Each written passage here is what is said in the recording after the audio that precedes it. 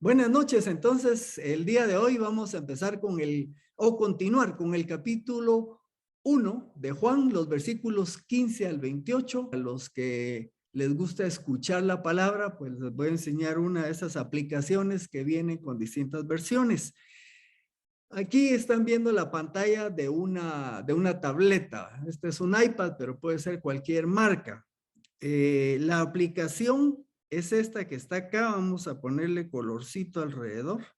Esa se llama, leída literalmente, Bible Gateway.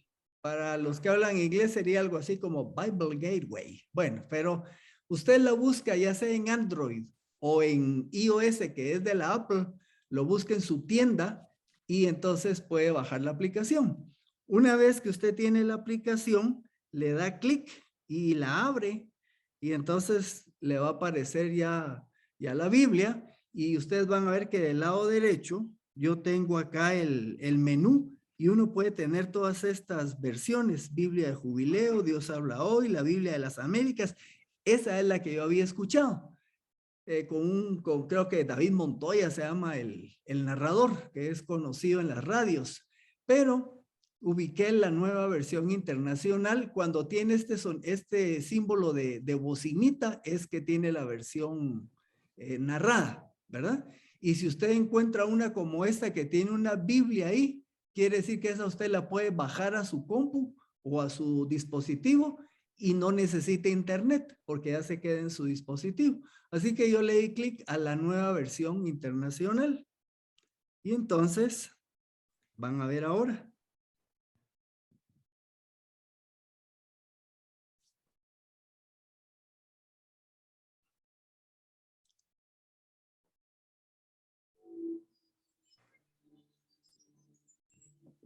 Al tercer día se celebró una boda en Caná de Galilea, y la madre de Jesús se encontraba allí. También habían sido invitados a la boda Jesús y sus discípulos. Cuando el vino se acabó, la madre de Jesús le dijo: Ya no tienen vino.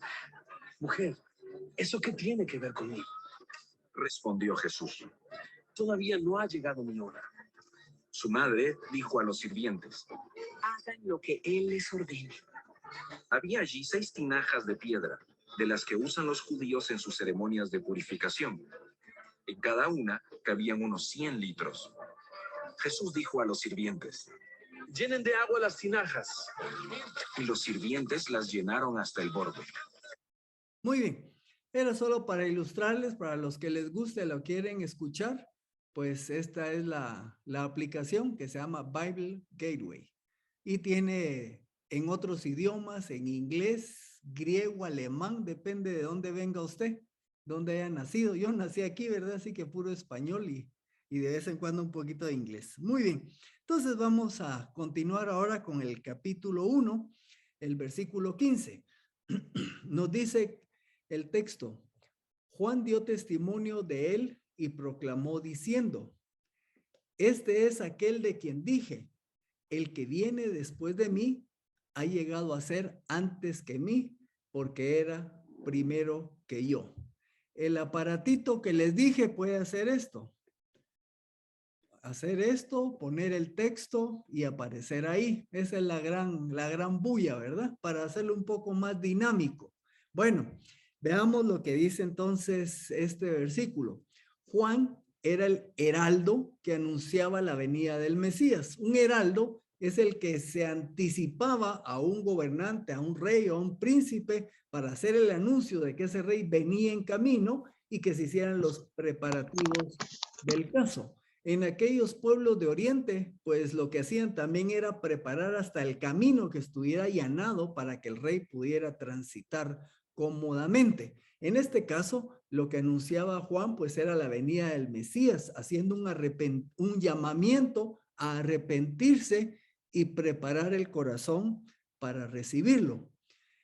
Dice Juan: viene después de mí, refiriéndose al Mesías. Bueno, ¿por qué viene después de él? Bueno, ustedes se recordarán que Juan tenía parentesco con Jesús. La mamá de Jesús, María, y la mamá de Juan, Elizabeth, eran parientes. Y la diferencia era de 6 meses. 6 meses mayor Juan Bautista que Jesús. Y también Juan Bautista, inició su ministerio antes que Jesús. En ese sentido, dice Juan, el Mesías viene después de mí, pero a la vez hace la referencia de que Jesús es antes que él. Y ustedes se recordarán en los primeros versículos donde nos dice que en el principio era el verbo y el verbo era con Dios y el verbo era Dios. ¿Por qué era antes que Juan? Porque preexistía, él existía desde la eternidad antes que Juan. Y esa es la razón por la que dice, viene después de mí, pero es antes que mí. El versículo 16 expresa, porque de su plenitud todos nosotros recibimos y gracia sobre gracia. Bueno, aquí ya no es Juan el Bautista el que está hablando, sino de nuevo retoma el relato Juan el apóstol. Cuando dice esta frase de su plenitud, lo que está diciendo es que todos los recursos de Dios, o sea, la plenitud de Dios, están disponibles en Jesucristo. Por esa razón es que la frase gracia sobre gracia expresa la continua e interminable provisión de dicha gracia. Alguno de los autores dice que esto equivale como que la gracia de Dios se viene por olas. ¿Me explico? Viene su gracia y es continua y nuevamente gracia. Y yo me ponía a pensar cómo el amor y precisamente gracia de Dios para tolerarnos y soportarnos nuestras caídas continuas, porque aunque hemos sido rescatados del pecado, hemos sido comprados, redimidos, todavía pecamos. Ofendemos la santidad de Dios, por lo menos yo peco cada semana y a veces me da mucha pena, me pongo delante del Señor y me pregunto, ¿cómo es que me tolera? Bueno, es que precisamente lo que dice este pasaje, ¿verdad? Gracia sobre gracia, es por su gracia.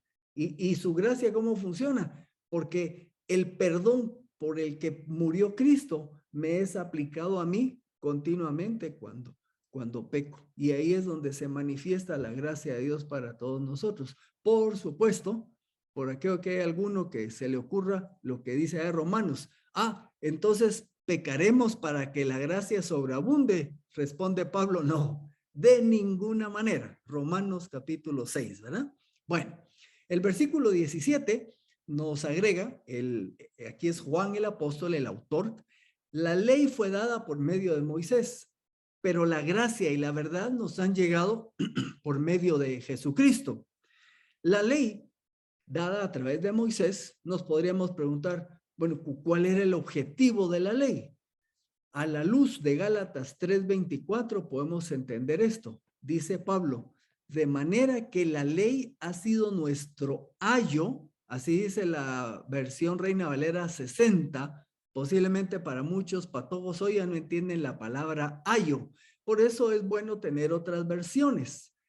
De manera que la ley ha sido nuestro ayo para llevarnos a Cristo. ¿Qué dice la 2015? Tutor para llevarnos a Cristo. La Biblia de las Américas, guía para conducirnos a Cristo. El objetivo de la ley, como el ayo que cuida al niño y lo orienta y lo va enseñando a caminar y moverse dentro de ciertos parámetros para que llegue un momento en que pueda ser un adulto responsable, la ley tenía como objetivo darnos esos parámetros para que el ser humano se condujera dentro de ellos, para ir creciendo y madurando, para desarrollar una dependencia, fe en el Señor. Como dice aquí Pablo, a fin de que fuésemos justificados por la fe. Así que cuando dice que la ley vino a través de Moisés, bueno, estamos viendo ahí cuál era el objetivo de la ley, era orientar, guiar al ser humano para establecer una relación personal con el Señor. En el Antiguo Testamento establecían esa relación y el pago de sus pecados iba a ser futuro, cuando Cristo muriera en la cruz. Para nosotros, esta situación es retroactiva. Cristo pagó y cuando creemos en Él, se nos aplica ese perdón. La pregunta es, en el Antiguo Testamento, ¿cómo era salva una persona? Preguntémonos, ¿era por cumplir los requerimientos de la ley? La respuesta es no. Por la ley, nunca nadie iba a poder ser salvo. Imposible, no se puede. porque estábamos muertos en delitos y pecados. Entonces la pregunta es, ¿la salvación en el Antiguo Testamento era por gracia? Un rotundo sí. Creyó a Abraham a Dios y le fue contado por justicia. Sencillamente fue por gracia. Y así fue la salvación antes de que Cristo viniera. Siempre fue por gracia y sigue siendo por gracia. Ahora la pregunta que algunos se hacen, este versículo 17 nos está diciendo que es un contraste entre lo bueno y lo malo. La ley es mala y la gracia es buena. Bueno, no es esto lo que quiere decir. Hay un autor, R.B. Allen, expresa lo siguiente: no es un antes malo, ahora bueno, sino lo expresa así: antes maravilloso y ahora mejor que nunca. Cuando Dios da la ley fue algo bueno, pero ahora que vino Jesucristo y se desarrolla esta época de la gracia que siempre ha habido, pero ahora es abundante, es mejor que nunca. Esta es una cita hecha por el doctor Constable. Note, por si no nos hemos fijado, que hasta este versículo aparece el nombre de Jesucristo. En los versículos anteriores habló del verbo y etcétera, etcétera, pero no se había mencionado a Jesucristo. Nosotros como creyentes ya sabemos desde que leemos en el principio era el verbo, ya sabemos que está hablando de Cristo porque nos lo han enseñado. Pero si alguien que no conoce lo empezara a leer, quizás al inicio no sabría de quién están hablando. Bueno, hasta aquí en el versículo 17 aparece el nombre Jesucristo, porque en la gracia y la verdad fueron expresadas de manera total. Dice el versículo 18, a Dios nadie lo ha visto jamás. El Dios único que está en el seno del Padre, Él lo ha dado a conocer. Yo me recuerdo que cuando estaba leyendo este versículo me hice la pregunta, a Dios nadie lo ha visto jamás. El Dios único que está en, el Dios único, ¿a quién se está refiriendo? ¿Es Jesús o qué quiere decir? Bueno, vamos a ver más adelante la riqueza de tener varias versiones disponibles, pero primero veamos la primera parte. Dice, a Dios nadie lo ha visto jamás. Colosenses 1:15 expresa, Él, Jesucristo, es la imagen, y pongo ahí en rojo, del Dios invisible. Primera Timoteo 1:17, parte A, por tanto, al Rey de los siglos, al inmortal, invisible, ahí está resaltado, y único Dios. Dios es invisible, por eso dice ahí el pasaje, a Dios nadie lo ha visto jamás. Bueno, también recuérdense que ver a Dios directamente en el ser humano es incapaz de poderlo percibir totalmente, es más, sería letal, como le expresó allá a Moisés.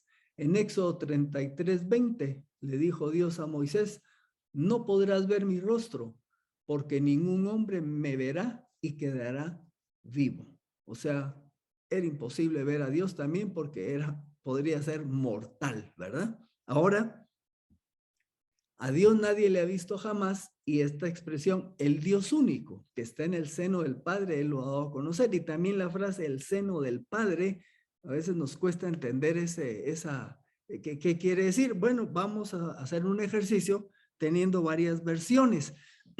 Aquí solo tengo una foto en donde, por ejemplo, yo sé que hay distintos programas y aplicaciones, no que sea el único. Este es el de Bible Gateway. Uno puede en la pantalla, si es un teléfono le va a costar, pero si es una tableta, usted puede colocar en vamos a poner aquí, puede colocar 3 versiones y creo que caben hasta una cuarta, ¿verdad? Pero depende del tamaño de la letra. Aquí tengo ubicada la Reina Valera 2015, la Nueva Biblia de las Américas y la Nueva Versión Internacional. Bueno, vamos a pasarlo los textos y vamos a ver cómo cuando estudiemos la Biblia es bueno tener algunas versiones porque nos ayuda a entenderla. 2015, Reina Valera. A Dios nadie lo ha visto jamás. El Dios único, lo puse en rojo, que está en el seno del Padre, lo ha dado a conocer. Veamos al centro. Nadie ha visto jamás a Dios. Y aquí dice él, el unigénito Dios. Esto es lo que equivale a el Dios único. Esta versión dice el unigénito Dios, que está en el seno del Padre. Ahí es parecida a la primera.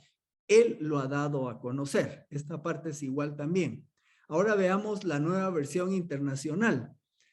A Dios nadie lo ha visto nunca, pero vea cómo aquí nos aclara. El Hijo unigénito, que es Dios, o sea, se está refiriendo a Jesucristo, y como ya vimos en los primeros versículos, que es Dios, ahora ya entendemos, ¿verdad? A Dios nadie lo ha visto, pero el Hijo unigénito, que es Dios, que también es Dios, agrega, y que vive en unión íntima. Yo le coloqué ahí una flechita, vamos a verla acá, esta flechita, para ilustrar que la parte que dice que esté en el seno del Padre, la nueva versión internacional nos está diciendo que vive en unión íntima con el Padre. Entonces, ya nos ayuda a entender entonces, ok, a Dios nadie lo ha visto, pero Jesucristo, el unigénito, que es Dios, que mantiene una relación estrecha, íntima con Dios, que comparte la misma naturaleza divina, nos dice entonces el pasaje, nos lo ha dado a conocer. ¿Cómo podemos ver a Dios? Bueno, eso es lo que vamos a ver aquí. Si a Dios no se le puede ver, ¿cómo entonces podemos conocerlo? Bueno, el pasaje nos lo dice. Jesucristo lo ha dado a conocer. Usted se recuerda en Juan capítulo 14 que uno de los discípulos le dice, bueno, Señor, muéstranos al Padre y nos basta. Y Jesús le dice, tanto tiempo que he estado con nosotros, con ustedes, y todavía me están preguntando eso. Y es donde dice, el que me ha visto a mí, ha visto al Padre. Sí, a Dios nadie lo ha visto, pero cuando Cristo encarna, entonces podemos decir que en Cristo conocemos al Padre, como lo dice ahí en Juan 14:9, perdón, Juan 14:9. Esa palabra que lo ha dado a conocer, el término que se utiliza en el texto original es exegomai, que quiere decir relatar, exponer detalladamente, explicar, contar, revelar. O sea, Jesús ha dado a conocer al Padre. Él nos relata acerca de él, lo expone detalladamente, lo revela. De ese término se deriva la palabra exégesis. Ustedes han oído entre los que son maestros de Biblia, así como César Ramírez, ¿verdad? Que es maestro ahí, pues ellos hacen exégesis, que es cuando se mete uno en el texto para sacar la enseñanza que tiene el mismo. El pastor MacArthur afirma lo siguiente: Jesús es el único calificado para ser el exégeta, o sea, interpretar a Dios para el hombre. Nosotros conocemos ahora a Dios mejor por la obra de Cristo en Jesús, de Cristo Jesús, que nos ha dado a conocer al Padre. Bueno, y ahora el apóstol retoma el relato acerca de Juan el Bautista. Como ven, hay un giro ahora, nos está hablando de Jesús, de Dios, y ahora regresa en el relato a hablar de Juan el Bautista. Como mencionamos en el estudio anterior, no se presentan sus antecedentes. Juan el apóstol sencillamente mete ahí a Juan el Bautista y no nos dice mayor cosa. Si solo este evangelio tuviéramos, nos costaría entender quién es Juan el Bautista, pero se recordarán que dijimos que Juan en la época que escribe, que es a final del siglo I, se considera que para ese momento ya estaban circulando los demás evangelios y entonces había un conocimiento amplio. Juan el Bautista aparece descrito en los evangelios sinópticos. Así que por eso aquí el apóstol no hace mayor introducción. Sin embargo, para beneficio de nosotros, vamos a hacer un repasito ahí de Juan el Bautista. Juan el Bautista, como se nos menciona en el capítulo 1 de Lucas, era hijo de Zacarías y de Elizabeth. Zacarías era un sacerdote de la tribu de Leví. Se nos dice en el versículo 14 del capítulo 1 de Lucas que era lleno del Espíritu Santo desde el vientre de su madre. ¿Se recuerdan cuando María llegó a visitar a Elizabeth y que brincó el niño en su vientre, y ahí se expresa ese hecho de la obra del Espíritu Santo ya desde que estaba en el vientre? Ahora, tome nota. Aunque su nacimiento fue sobrenatural, Y aunque cuando nació, pues la gente conocidos de Zacarías y de Elizabeth, pues vieron que era algo, pues era un milagro de Dios, porque ellos ya eran, el asunto, eran de edad avanzada. Zacarías y Elizabeth ya habían sobrepasado la época para tener hijos, por eso fue un milagro de Dios. Sin embargo, pese a eso, nace Juan y después no hay gran bulla, ¿verdad? Permaneció en silencio hasta su llamamiento. El versículo 80 del capítulo 1 de Lucas dice, y el niño crecía y se fortalecía en espíritu. Oiga, ¿dónde andaba? Estaba en el desierto, aislado, hasta el día de su manifestación a Israel. Estamos hablando de Juan el Bautista. Se calcula que tendría unos 29 a 30 años cuando fue llamado. Esto está en Lucas 3, capítulo 3, versículo 2. En tiempos de los sumos sacerdotes Anás y Caifás, vino palabra de Dios a Juan, hijo de Zacarías, en el desierto. Y esta frase es como pasaba con los profetas del Antiguo Testamento, ¿verdad? Vino palabra de Dios a Jeremías, a Malaquías. Pues recuerdan que dijimos que Juan prácticamente es el último profeta con el que se cierra esa etapa de lo que es el Antiguo Testamento. Y además, después de 400 años de silencio que no había habido profeta de Dios, Juan aparece como heraldo para anunciar a Jesucristo. Su mensaje, ¿qué era lo que anunciaba Juan Bautista? Marcos 1:4. Así Juan el Bautista apareció en el desierto predicando el bautismo de arrepentimiento para perdón de pecados. Él hacía un llamamiento a la gente a arrepentirse. Recuérdense que arrepentirse es metanoia, cambio de actitud. Uno va en una dirección y el arrepentimiento es un giro completo de 90 grados y cambiar de dirección. Es el ser humano caminando lejos, apartándose en dirección contraria a Dios, y cuando se arrepiente es que da un giro y entonces empieza a caminar hacia, con Dios. Pues este era el llamamiento que hacía para que se prepararan porque venía el Mesías. Y claro, el objetivo era que creyeran en el Mesías. En Mateo 3:2 dice, arrepentíos porque el reino de los cielos se ha acercado. Y esto es por la presencia de Jesucristo en medio de ellos. Aunque fue el heraldo mensajero del Mesías, era el heraldo del rey, el heraldo del creador del universo, del que ha existido por toda la eternidad. Sin embargo, su estilo de vida fue sencillo. Mateo 3:4 nos describe a Juan. Juan mismo, el Bautista, estaba vestido de pelo de camello y con cinto de cuero a la cintura. Su comida era langostas y miel silvestre. Juan, más que identificarse con la élite religiosa y gobernante del pueblo de Israel, él está identificado con el pueblo sencillo y posiblemente pobre. Note cómo estaba vestido, porque nos va a servir más adelante para ver lo que viene en el pasaje. Dice, vestido de pelo de camello y con cinto de cuero a la cintura. Van a ver que esto se refiere a otro personaje y por eso creen que él era este otro personaje, pero ahí lo vamos a ver. El resultado de su ministerio. Bueno, empieza Juan a predicar esta predicación de arrepentimiento, de preparar el corazón para cuando venga el Mesías. Y entonces nos relata Mateo 3 del 5 y 6. Entonces salían a él Jerusalén y toda Judea, tanto la ciudad como la región de Judea y toda la región del Jordán, y confesando sus pecados eran bautizados por él en el río Jordán.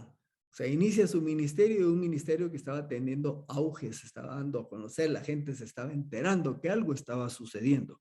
Así entonces llegamos al versículo 19, que nos dice, este es el testimonio de Juan. Cuando los judíos le enviaron de Jerusalén unos sacerdotes y levitas para preguntarle, ¿quién eres tú? Dice que es el testimonio de Juan. La palabra que se traduce testimonio es la palabra marturia, que ese es el nombre o el sustantivo, y el verbo es martureo, que quiere decir testificar. O sea que lo que Juan hacía era testificar. Una nota. Usted se recordará que Esteban que fue apedreado, se le dice que fue el primer mártir de la iglesia cristiana. Pero la palabra mártir para nosotros es alguien que da su vida por una causa, ¿verdad? Es alguien que, un mártir es uno que sufre, pues, sufrió martirio, pero en realidad la palabra mártir quiere decir testigo. Eso fue lo que fue Esteban. Esteban fue un testigo de Jesucristo y por supuesto perdió su vida humana por ser testigo. En ese sentido es que se utiliza esa palabra martureo.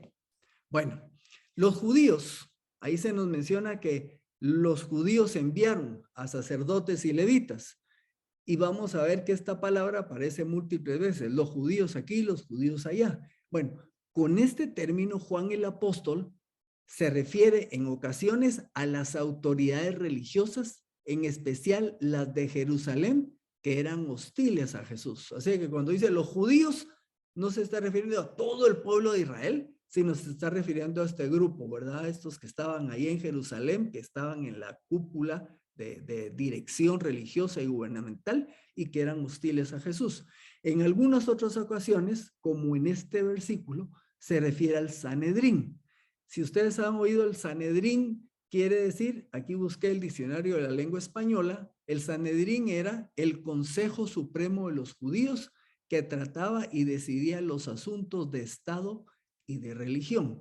Era el grupo gobernante allá en Jerusalén. Este estaba compuesto por varios subgrupos internos. Los más grandes eran los saduceos y los fariseos. Vamos a ver que aparecen aquí más adelante. Ya vimos que Juan el Bautista empieza su ministerio cuando dice que Anás y Caifás eran sacerdotes. En realidad uno era el que tenía el puesto y el otro era el suegro, pero ellos eran del grupo de los saduceos, mientras que hay otro personaje que era miembro del Sanedrín, que ustedes van a ver más adelante aquí en Juan, que es Nicodemo. Él era de los fariseos. Y también José de Arimatea, el que presta su tumba para que Jesús sea enterrado en ella. Bueno, es solo para irnos dando ambiente ahí de todos los grupos que aparecen. Así que en este término judíos ya vimos a qué se refiere. Dice que enviaron sacerdotes. Los sacerdotes eran miembros de la tribu de Leví, descendientes de Aarón, y su función estaba relacionada al santuario o templo. Esta función la ejercían por turnos. Si usted lee Lucas 1, va a encontrar que Zacarías, el papá de Juan Bautista, era uno de estos sacerdotes y estaba de turno. Ellos no todo el tiempo pasaban en Jerusalén, sino les tocaba por turno. Así que cuando él estaba en su turno en Jerusalén, fue que se le apareció el ángel para avisarle que Elizabeth había quedado embarazada. Entonces, estos sacerdotes eran los que se mencionan acá. Pues estaban, si no estaban en Jerusalén, estaban haciendo su ministerio en las distintas zonas donde estaba el pueblo judío, que básicamente en esta época era Judea y lo que era Galilea al norte. Bueno, levitas. Los levitas también eran de la tribu de Leví, pero no descendientes de Aarón, sino de los demás levitas. Eran un cuerpo de ayudantes en el culto. Ellos apoyaban a los sacerdotes y tenían una serie de tareas delegadas, pero no participaban en la zona del altar, porque eso solo le correspondía a los sacerdotes. Hagámonos la pregunta. ¿Por qué fue que enviaron, dice ahí, los judíos a preguntarle a Juan, ¿quién eres tú? ¿Verdad? ¿Por qué le mandaron a preguntar eso? Lucas 3:15 nos da un poco de luz. Dice, como el pueblo estaba a la expectativa y todos especulaban en su corazón si acaso Juan Bautista sería el Cristo. O sea, se empezó a ir de su ministerio y todo, y entonces algunos, mira, no, ¿será que es el Mesías? El Cristo quiere decir el Mesías, el ungido. ¿Será que es él, verdad? Entonces mandaron a sacerdotes y levitas a preguntarle a Juan Bautista. Y obviamente le han de haber hecho la pregunta, no aparece aquí en el texto, porque de una vez aparece la respuesta de Juan en el versículo 20. Dice,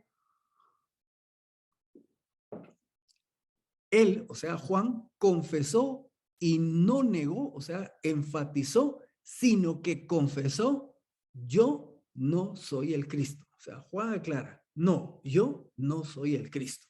Y entonces ante esta respuesta le preguntan, bueno, ¿qué puede? Entonces, Entonces, ¿quién eres? ¿Eres tú Elías? Y él les dijo, no, no lo soy. Bueno, ¿eres tú el profeta? Y él respondió, no. Y ustedes, no, bueno, cualquiera nos podemos preguntar, ¿y por qué le preguntaron por Elías? Pues si Elías ya se había muerto, ¿verdad?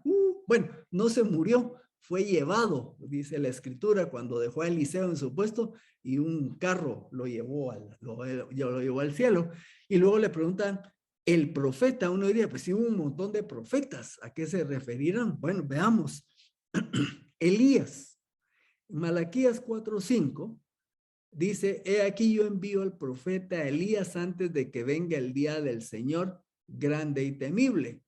O sea, el pueblo judío conocía esta escritura y en la escritura se nos decía que cuando viniera el día del Señor iba a ser antecedido, dice ahí, por el profeta Elías. Por esa razón es que le preguntan si él era Elías. Refiriéndose a Elías mismo, en Segundo de Reyes 1:8, ya obvio que dije segundo porque algunos dicen Segunda de Reyes, Segunda de Crónicas, pero esos son libros, así que debe decirse segundo, no segunda. Las epístolas son las que son segunda. Los libros son primero o segundo. Así que es Segundo de Reyes 1:8. Un rey manda a preguntar acerca de este personaje y ellos le contestan y le respondieron acerca de Elías, un varón que tenía vestido de pelo y ceñía sus lomos con un cinturón de cuero. Ahora ven por qué también pudieron pensar que era Elías, porque Juan Bautista se vestía con un cuento de pelos, ¿verdad? Y tenía un cinturón de cuero. Entonces han dicho, era de ser Elías, porque mira cómo se viste, se parece a lo que está allá en Segundo de Reyes 1:8. Y Mateo 16:13 se recuerda cuando están hablando Jesús con sus discípulos y él les dice, bueno, ¿quién dicen los hombres que soy? Y también sus discípulos le dijeron, bueno, unos dicen que eres Elías, ¿verdad? Precisamente por esta expectativa de que iba a venir Elías. Pero Juan Bautista dice, no, yo no soy Elías. Ahora dice, y el profeta. En Deuteronomio 18, 15 y 18, Dios le indica esto a Moisés. El Señor tu Dios te levantará un profeta como yo en medio de ti, de entre tus hermanos. A él escucharán. Les levantaré un profeta como tú de entre tus hermanos. Yo pondré mis palabras en su boca y él les hablará de todo lo que yo mande. O sea, habla aquí de un profeta que vendría en tiempo futuro. Así que los judíos también conocían esta palabra y entonces se preguntan, ¿será que este que está aquí bautizando, será ese profeta del que está hablando allá en Deuteronomio? Bueno, la realidad es que el profeta, es Jesucristo. ¿De dónde lo sacamos? Aquí, Pedro aplica a Jesús la profecía de Deuteronomio 18 en Hechos 3, 22, 23. Aquí está. Porque ciertamente Moisés dijo, el Señor su Dios les levantará de entre sus hermanos un profeta como yo. A él escucharán en todas las cosas que les hable. Y sucederá que cualquier persona que no escuche a aquel profeta será desarraigada del pueblo. Y cuando Pedro dice esto ante el Sanedrín, precisamente ante este cuerpo de gobernantes, él está aplicando este pasaje a Jesús. El profeta es Jesús. También Esteban, cuando lo van a martirizar, ¿verdad? Cuando le van a apedrear, hace lo mismo. Dice, este es el mismo Moisés que dijo a los hijos de Israel, Dios le levantará un profeta como yo entre sus hermanos, refiriéndose a Cristo. Este es un paréntesis. Regresamos al versículo 22.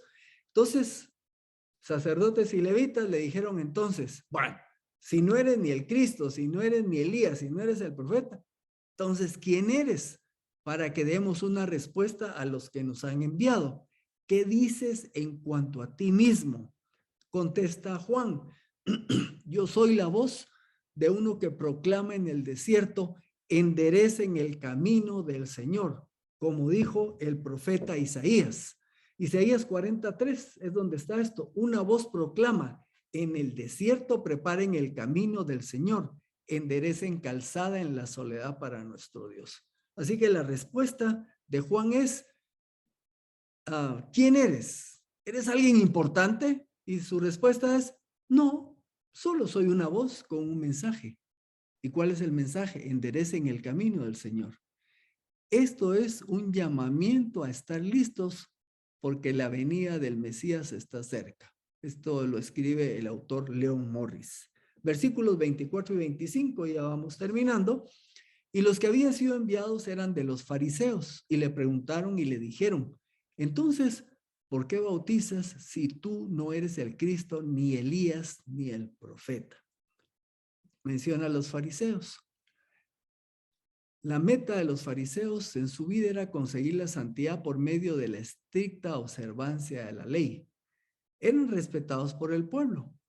Y Jesús no los criticó tanto por lo que creían, sino más por su práctica, porque no eran congruentes, ¿verdad? Decían que querían ser muy estrictos en guardar la ley, pero no la guardaban y a veces hacían cosas que iban contraria a la ley. Por eso les llamó y fue tan duro con los fariseos. Les dijo hipócritas, sepulcros blanqueados, pero no fue por lo que creían, sino por la manera como vivían. Bueno, esto será el grupo de los... Hay más información de los fariseos, esto solo es un resumen. Aunque fue claro en sus respuestas, Juan Bautista lo cuestionaron por estar bautizando, a lo cual respondió quitando la atención sobre él y enfocó su respuesta sobre Jesucristo. Aquí les dice, Juan les respondió diciendo, yo bautizo en agua, pero en medio de ustedes está uno a quien no conocen. Él es el que viene después de mí, de quien yo no soy digno de desatar la correa de su calzado. La inquietud de los fariseos es que los judíos, cuando bautizaban prosélitos, o sea, no judíos que se convertían al judaísmo y como parte del ritualismo de incorporarlos al judaísmo, tanto hombres como mujeres eran bautizados y los hombres los circuncidaban. Ahora, aquí ven a Juan bautizando judíos. ¿Cómo va a ser posible? Si los judíos ya son parte del pueblo de Dios y según los fariseos no tenía por qué estarse bautizando. Entendamos, el bautismo que él era un bautismo de arrepentimiento, de preparar el corazón para recibir al Mesías. Por eso le dice, pero en medio de ustedes está uno a quien ustedes no conocen y que de todo modo no iban a conocer porque lo iban a rechazar. Él es el que viene después de mí, ya lo dijimos, porque era menor en edad y había empezado su ministerio después que Juan el Bautista.